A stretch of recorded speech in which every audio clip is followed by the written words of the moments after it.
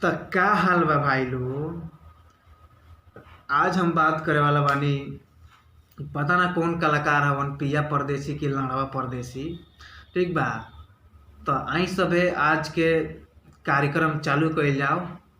और पहले वीडियो रहो लेकिन देखी लो, ओकरा बाद कार्यक्रम हम चालू करतानी। ओकरा बाद रेलाई एकदम जारी रही। अवस ना रेला तानी करा के जे इनकर साफ नामे निशान भुला जी अश्लील गाना गावे के। ठीक बा, तो आई सबे देखला वीडियो। डॉक्टर साहेब करी कौन उपाय, मन भर मजा हम भतारा से पाई। तसे जिया पसैया संगे रोजे लड़े वाला, सुई के दी बढ़े वाला, आधा आधा घंटा पर फेरू चढ़े वाला, सुई के दी बढ़े वाला। तो भैया लोगिन रउआ लोगिन के तो वीडियो देख के समझ में आ गए कि इस साले का कहतरन। सारे गाना गइले बरन जे सुई दे दी बढ़े वाला, आधा आधा घंटा पर खूबे चढ़े वाला।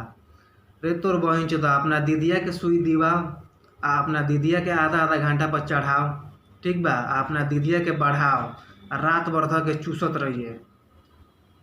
साले अश्लील गाना गावल बंद कर। ठीक बा, प्यार से अपनी समझावल जाताटे कि अश्लील गाना गावल बंद करसन।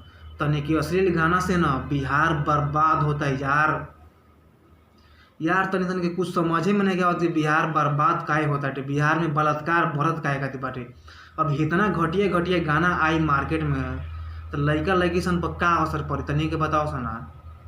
तनियो के घरे बेटी बहन बारी सन, बुझा गइल। अश्लील गाना गावल बंद करसन यार, सबके घरे बेटी बहन बारी सन। अश्लील गाना सिर्फ बंद हो जाई नु तो बिहार आगे बढ़ सकेला। सिर्फ अश्लील गाना बंद हो जाई नु तो बिहार आगे बढ़ सकेला। अश्लील गाना बंद हो जाई तो ठीक बा। अश्लील गाना के वजह से ना बिहार के लोग के अंदर गलत सोच पैदा हो जाता है। सिर्फ गाना के वजह से बिहार के लड़की के साथ दुष्कर्म होता, सिर्फ गाना की वजह से यार। अश्लील गाना तनी गावल बंद करसन यार, बुझा गइल।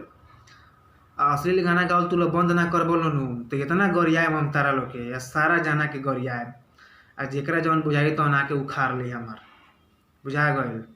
सारा जाना के गरियाए। जे अश्लील गाना गाई उनकर माई बहन चोदाई, चाहे वो कोनो ब्यास होकस, कोनो कलाकार होकस, चाहे कितनो बड़का कलाकार होकस। अश्लील गाना जे गाई उनकर माई बहन चोदाई। ठीक बा। आई कौन कौन गायकार हटे पिया परदेसी की, कौन धुन परदेसी है एकर बहन चोदा। एकरा के लाड़े जानता सरवा के, मगर ई साला गंदगी फैलावताटे।